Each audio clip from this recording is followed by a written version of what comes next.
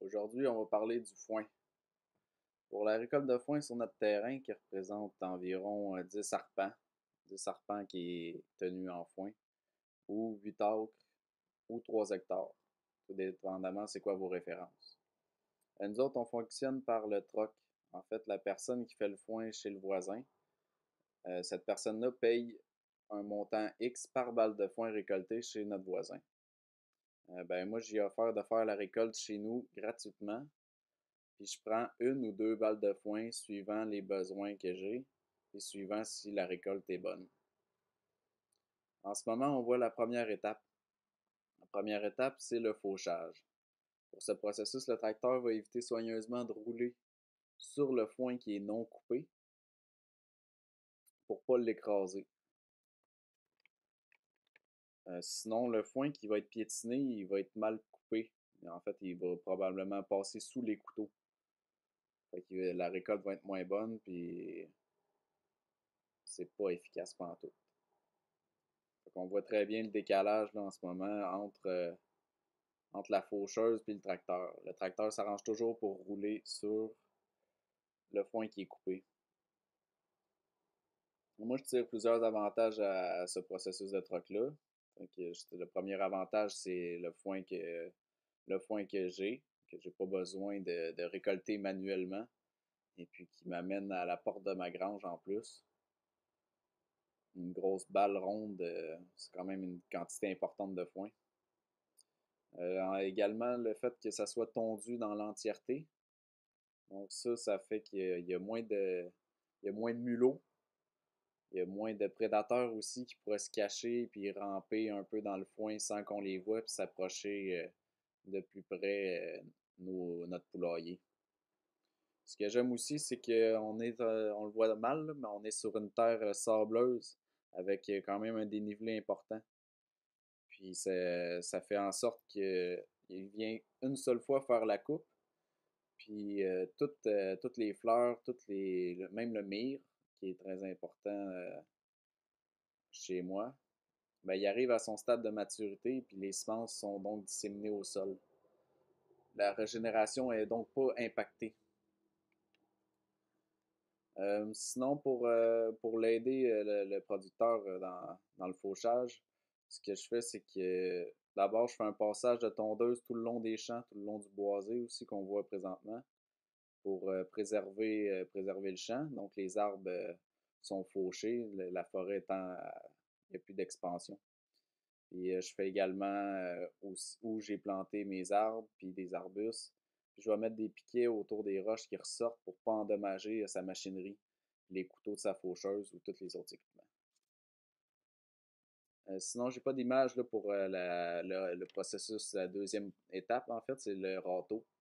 Ce qu'il va faire, c'est qu'il va tout simplement mettre deux rangs de fauchage de sa faucheuse en un seul. On voit que c'est combiné en un seul buton.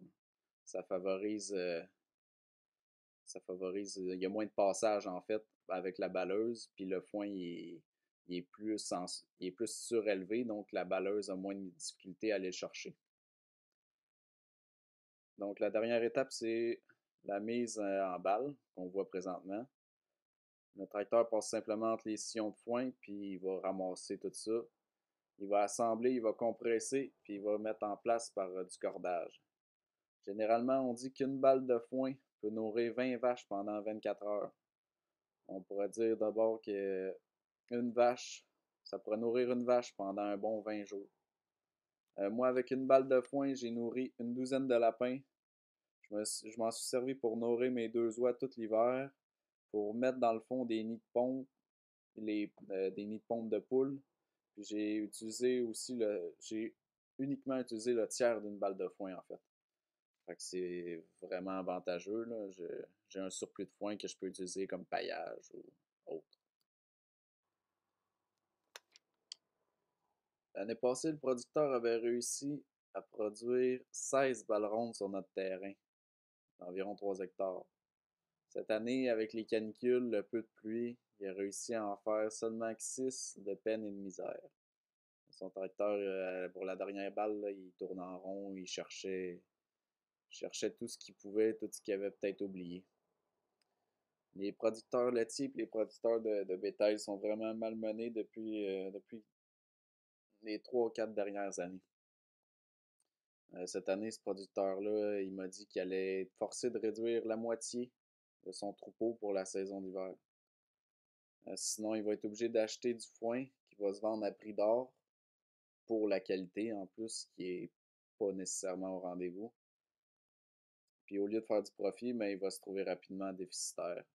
Il m'a dit qu'il était cet hiver, il avait été obligé d'acheter du foin 30$ la balle, puis c'était du foin de vieille prairie, là, que les vaches, ils mangent pas tout ce qu'il y a là-dedans, ils font beaucoup de tri.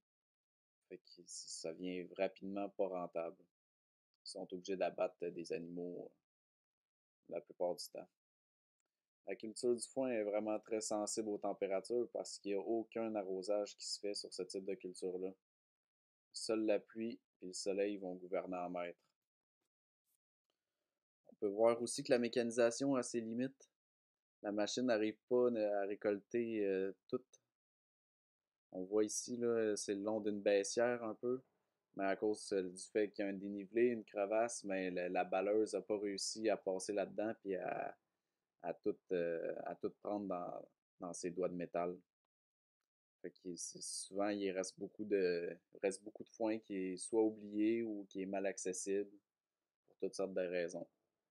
Moi, je vais tout ramasser ce foin-là, puis avec une fourche puis une remorque. L'année passée, j'avais réussi à faire 2 remorques.